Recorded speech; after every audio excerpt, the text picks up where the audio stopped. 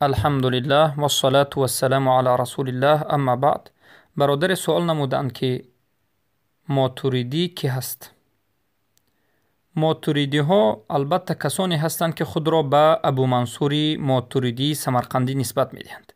ماتوریدی یک مذهبی عقیدوی جداگانه و مخالف اهل سنت و الجماعت است.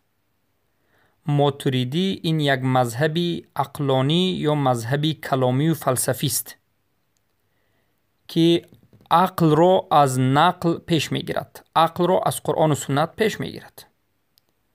و ماتوریدی، مذهب ماتوریدی این مثل مذهب اشعری هست. هر دوش از شاگردان یا که از نتیجه های کلابی هست. عموما ماتوریدی ها کی ها هستند؟ ماتوریدی ها کسانی هستند که مذهبشان مذهبی عقلانی هست، فلسفی هست و عقل را از قرآن و سنت پیش می گیرند و در اسماء و صفات اینها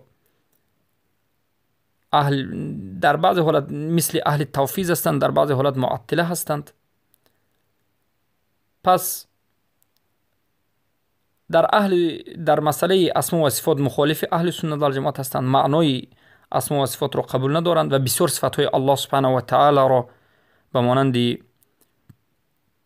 جهت یا که به مانند چشم، به مانند پای، به مانند دست که الله سبحانه و تعالی خودش به ما بیان کرده است، به مانند نازل شدن الله، به مانند خندیدن الله، غضب الله که هست، ماتوریدی ها قبول ندارند. ماتوریدی ها در بالای عرش بودن الله سبحانه و تعالی را قبول ندارند و اینها را ماتوریدی گفته میشد. ماتوریدی یعنی کسانی که همین عقیده را پیرو میشوند، اینها پیرو ماتوریدی اند. و کسانی که خود را میگن که ما ماتوریدی هستیم، اینها پیرو از یک انسان هستند.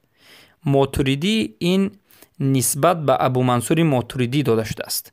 یعنی هر کسانی که به همین عقیده رفتند گویا که پیروی ماتوریدی شدند. و ماتوریدی کیست؟ ماتوریدی یکی از علماهایی که خود را البته به علم کلام سخت مشغول کرده بود و در سمرقند در عصر 4 تولد شده است، 315 و 313 والله اعلم در همین وقت ها تولد شده است و فقهاً در باب عبادات، معاملات، جنایات، قضاوت، در باب فقه عموماً در مذهب ابو حنیفه رحمه الله بود. اما در باب عقیده خاص خود را داشت که عقیده اشعری، عقیده کلامی بود.